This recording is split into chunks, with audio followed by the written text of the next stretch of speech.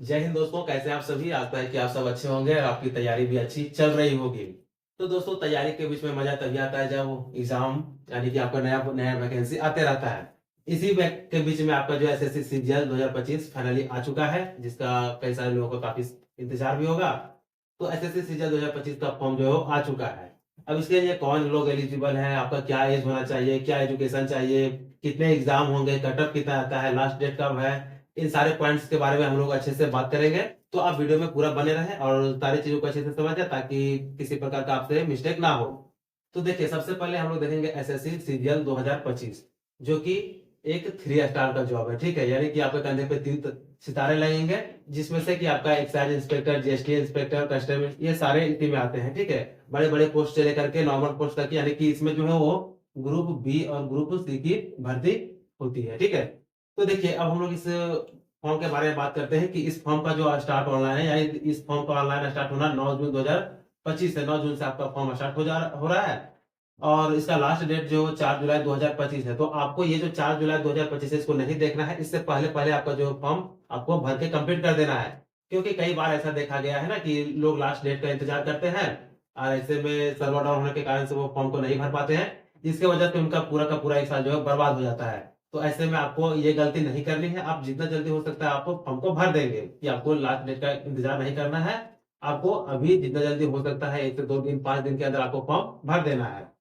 इसके बाद आगे हम लोग देखें कि इस वैकेंसी के लिए एलिजिबिलिटी यानी कि आपका योग्यता क्या होना चाहिए। तो इसके लिए जो यहाँ पे देख सकते हैं कि एलिजिबिलिटी जो है वो ग्रेजुएशन होना चाहिए। आप यदि ग्रेजुएशन किए हैं, कोई सा भी आपका सब्जेक्ट रहा हो, तो आप इसके लिए एलिजिबल हैं, आप भी इंस्पेक्टर बन सकते हैं।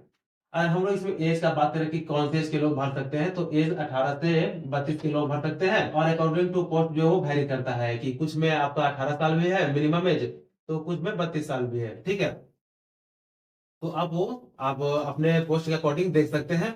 इसके बाद हम लोग का जो मेन पॉइंट है वो है एग्जाम डेट। तो यहाँ पे देख सकते हैं कि इसमें एग्जाम जो है 2 एग्जाम होता है, एक होता है टीयर 1 और एक होता है एग्जाम टीयर 2।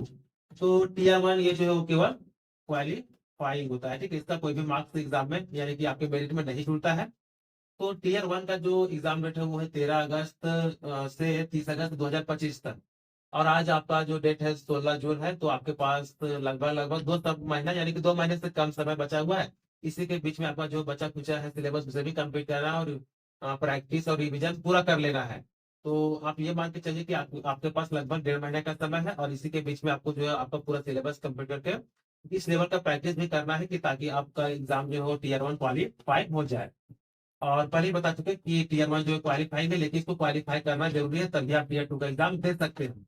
और आगे हम लोग देखते हैं कि टीयर 2 का एग्जाम कब होगा। तो टीयर 2 एग्जाम डेट जो है वो दिसंबर 2025 है। तो इसके लिए आपके पास तो समय है, सफिशिएंट समय है, लगभग 6 महीने का समय आपके पास है। लेकिन ये 6 महीना कब आपके काम का आएगा, जब आप टीयर 1 को क्वालिफाई कर जाएंगे। आप यदि टीयर 1 ही क्वालिफाई नहीं कर पाएंगे, तो टीयर 2 का एग्जाम नहीं दे सकते हैं। इसलिए आपको जो अभी मेन फोकस टीयर 1 पे करना है। आपको पता होगा कि टीयर 1 में जो है 4 सब्जेक्ट, मैथ, रीजनिंग, इंग्लिश और जीके जीएस, इन्हीं 4 सब्जेक्ट से प्रश्न पूछा जाता है। और जो जनरल कंपटीशन में पूछा जाता है वही इसका सेम सिलेबस होता है। तो एक्स्ट्रा इसमें आपको कोई कुछ भी पढ़ना नहीं है। जो आप जनरल तैयारी कर रहे हैं उसी को पढ़ना है। ठीक है, तो आपको अभी टीयर 2 से पहले टीयर 1 पे ध्यान देना है, कि आप इसको कैसे क्वालिफाई करें, कैसे टीयर 2 तक तो पहुंचे। ठीक है, तो आपको उस लेवल का इसमें तैयारी करना है। आगे हम लोग देखते हैं कि एग्जाम चूंकि कैसे आएगा। तो ये आपको पता होगा कि टीयर 1 जो है वो 200 मार्क्स का होता है। तो इसमें से आपको कितना मार्क्स लाना है कि आप टीयर 2 के लिए क्वालिफाई हो जाएंगे, टीयर 2 का एग्जाम दे सकते हैं। तो इसी के लिए हम लोग कट ऑफ को देखते हैं। तो चूंकि अभी जो फॉर्म है वो 2025 का है, लेकिन हम लोग लेटेस्ट कट ऑफ 2024 के बारे में बात करते हैं कि 2024 में कट ऑफ कितना गया था। क्योंकि देखिए, आपको एक कट ऑफ होता है, ठीक है, एक मिनिमम मार्क्स होता है। आप यदि उतना लाते हैं तभी नेक्स्ट स्टेज के लिए क्वालिफाई करते हैं, या और नहीं तो फिर आप डिस्क्वालीफाई हो जाएंगे। तो हम लोग 2024 में कट ऑफ देखें तो अनरिजर्व के यहाँ से देखेंगे जनरल में, तो 153.1 यानी कि 153.1 समथिंग है। ठीक है, ये इतना कट ऑफ गया था। ये टोटल जो है वो 200 में गया था। और आगे यहाँ पे हम लोग देखें ईडब्ल्यूएस का, ठीक है, इकोनॉमिकल वीकर सेक्शन का, तो इनका जो है 142.01 समथिंग गया था।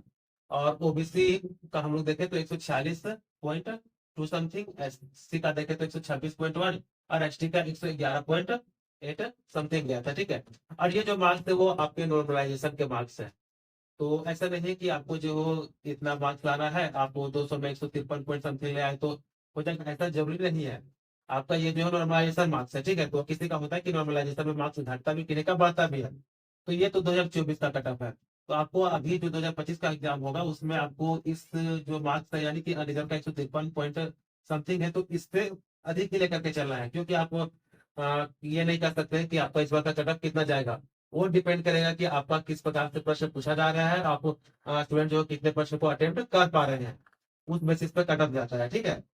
तो अभी तो आपका फिलहाल जो ये मान के चलना है कि 153 पॉइंट समथिंग पिछले बार गया था, तो अभी जो है इससे आपको ज्यादा करने की कोशिश करना है कि इससे ज्यादा हमारा मार्क्स है, तभी आपको टीयर 2 के लिए क्वालिफाई हो पाएंगे, ठीक है। तो चलिए यहाँ तक जो इम्पोर्टेंट पॉइंट था उसके बारे में हम लोगों को सारे पॉइंट के बारे में बात कर लिए, और यदि इसके अलावा आपके पास कोई डाउट रहता है तो आप कमेंट जरूर करेंगे। तो जितने भी लोग इस फॉर्म के लिए एलिजिबल हैं, आप फॉर्म को जरूर फिल करेंगे, क्योंकि देखिए ये ग्रुप बी और ग्रुप सी का जॉब है, काफी अच्छा जॉब है। तो आप इसके लिए जितने भी लोग हैं एलिजिबल, आप फॉर्म को जरूर फिलअप करेंगे।